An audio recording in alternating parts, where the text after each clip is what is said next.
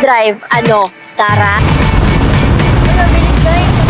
Napakadaling gamitin guys, lalo na kung hindi ka matangkad na tao. Narito sa ating harapan ngayon ang kamukha ni Rusi e-bike EV1. Saan nga ba sila nagkaiba guys at bakit parang magkamukha sila? Hello mga followers, mga subscribers, and to all of my fellow Mindoreños out there who are watching my vlog today. It's me, your Rusi girl, Riley Habib. Don't forget to follow all of my social media accounts on TikTok, on Facebook, and on Shopee guys. Para guys, meron tayong updates sa isa't isa. Gusto nyo yon? Yes, gusto ko yon. At syempre guys, para wala kayong mamiss sa journey ko as a vlogger guys. Dito sa YouTube na nag-start pa lang guys. Pero syempre, vlogger na talaga tayo sa Facebook and on TikTok. Last month nga guys, kung naaalala nyo, or kung napanood nyo na yung vlog ko, iuuwi na natin ngayon guys.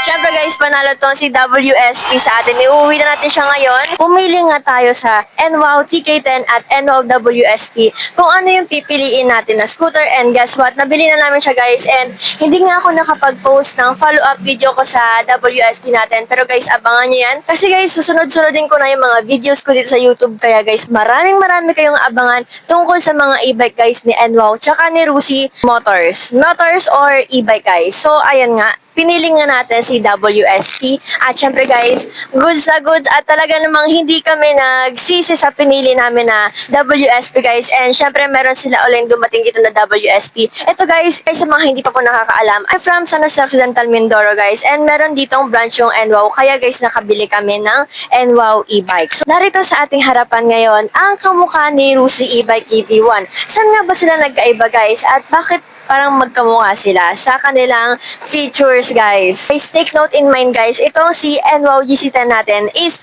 lumabas noong 2023 at si Rusi e-bike EV1 natin lumabas lang nitong October 2025. So, mas bago at updated version si Rusi e-bike EV1 natin. At, syempre guys, itong si NWOW natin is nauna na talaga siya noong 2023 pa lang. Tara, kilalanin natin si NWOW GC10, ang kamukha ni Rusi e-bike EV1. Itong si NWOW GC10 guys, perfect na perfect ito para sa mga students na mga nagtitipid and sa mga pumapasok sa work, sa mga nagpupunta ng palengke na tamad na nga talagang gumastos dahil nga guys, tumataas na yung presyo ng pamasahe guys sa araw-araw. And ito guys, talagang makakatipid ka dito kay NWOW GC10 kasi guys, talagang for daily commuting siya. Mag-feel mo talaga na hindi ka gumagastos sa gasolina or sa pang-tricycle man. Unahin natin guys ang kanyang mga specs. So, ito guys, si NWOW GC10 ay 350 watts motor.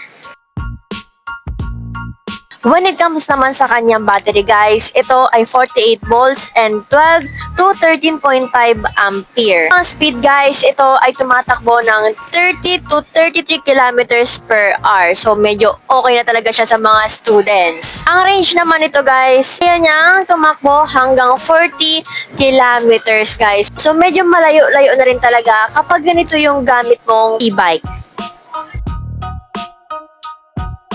Load capacity 100 kg guys. Tapos yung overall weight itong e-bike na to ni GC10 40 kg. So kasing bigat ko lang talaga itong NWOW GC10 natin guys. So ako guys is 38 to 39 tapos ito is 40. So isang kilogram lang guys yung tinaas nito sa akin. So napakagaan niya lang po. Ayan guys oh.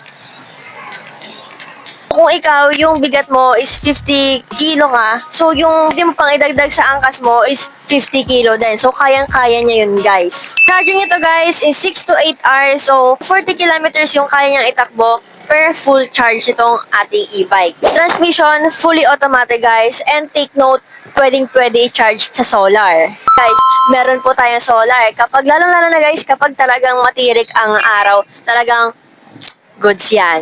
Available colors ito guys is red, white, yellow, and green. I think yellow orange yun guys. Pero ito nga available natin dito sa ating branch ngayon is color red guys. So ayan siya. Pero hindi ko pa nakikita talaga si white, si yellow or orange, tapos si green.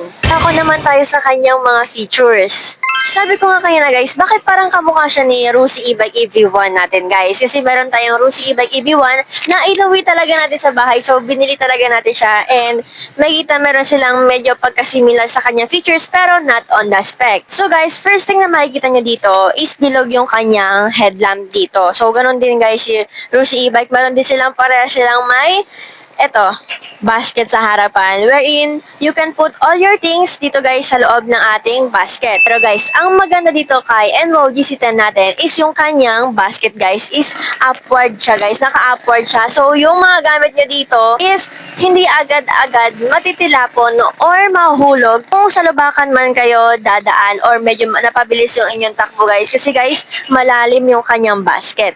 So, next naman, meron siyang signal light, guys. So, left and right, meron signal light. Meron pa siyang side mirror magkabilaan. And then, next naman, guys, meron siyang high beam and low beam. Pero, dito nyo yun makikita.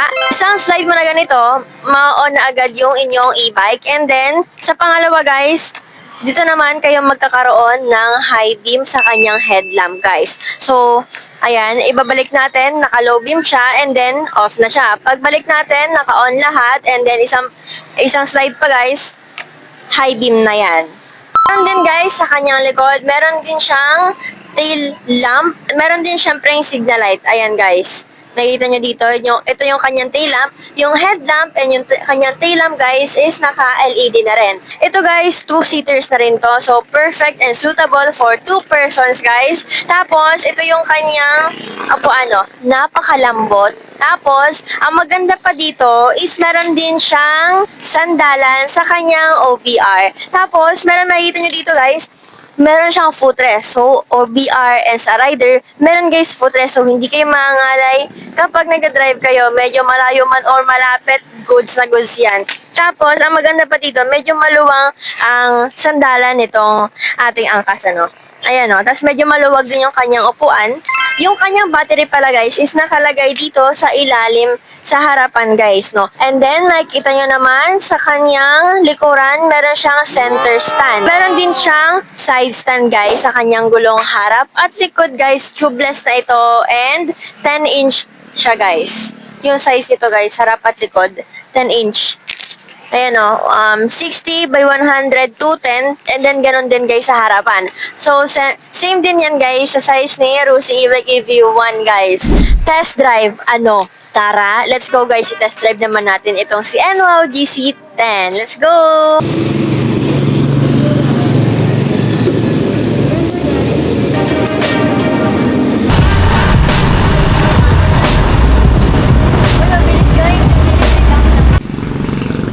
Guys, so tara, bili muna tayo ng tubig bago tayo mag-test drive kasi guys, so hot here. So ito naman yung taga-video ko guys. Ayan, napapagod na siguro siya.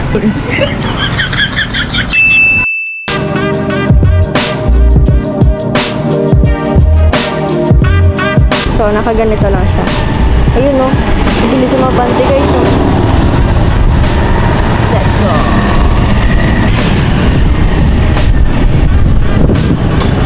Wow! Comfy. Napakadaling gamitin guys, lalo na kung hindi ka matangkad na tao. Ayan. Napakadali, lalo na guys sa mga students. Mukhang kahusing nga yung dala ko dito parang natin. dalawang doon sa may isang dala niya ng Yan. Maganda suspension.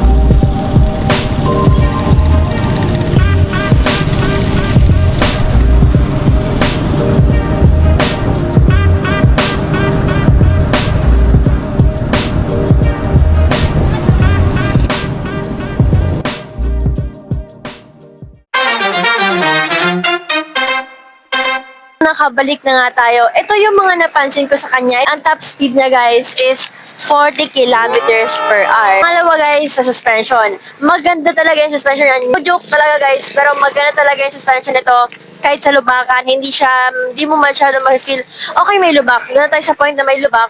Pero, maganda ang suspension niya guys. Plus, sa preno naman guys, para ka lang, tsaka sa arangkada guys, para ka lang rin talagang nag-scooter guys. Tapos, madali lang din siyang i-arangkada. Tapos, pigilan, arangkada, tapos pigilan. Isa pa, mabilis siya umarangkada guys. Kaya natin umabante. Itong e-bike ito guys, kaya umabante ng mabilis guys kasi kaya niya ang 40 kilometers per hour. Madali ako lumiko-liko. Tapos, suspension. Tapos, may pang iba sa brakes. Yun lang for today's video guys. Ito nga pala si Wow GC10 natin. Talagang umabante tsaka suspension. Yun talaga nagustuhan ko sa kanya. And abangan nyo guys yung part na ng ating video wherein i-compare natin si Rusi at saka si Wow. Yun nga ba yung mas magandang piliin sa kanilang dalawa? Huwag kayong mag-alala, hindi ito matatagalan guys. Ngayong week din ipopost agad natin. So kung meron kayong mga tanong na pwede nating isama sa next video natin, comment down below lang dyan guys. Don't forget to follow all of my social media accounts. So ayun guys, marami pa kayong aabangan dahil maraming ako ipopost and lahat yun guys, go na go tayo. Lahat yun guys, papanoorin nyo. Alam ko, sure ako doon.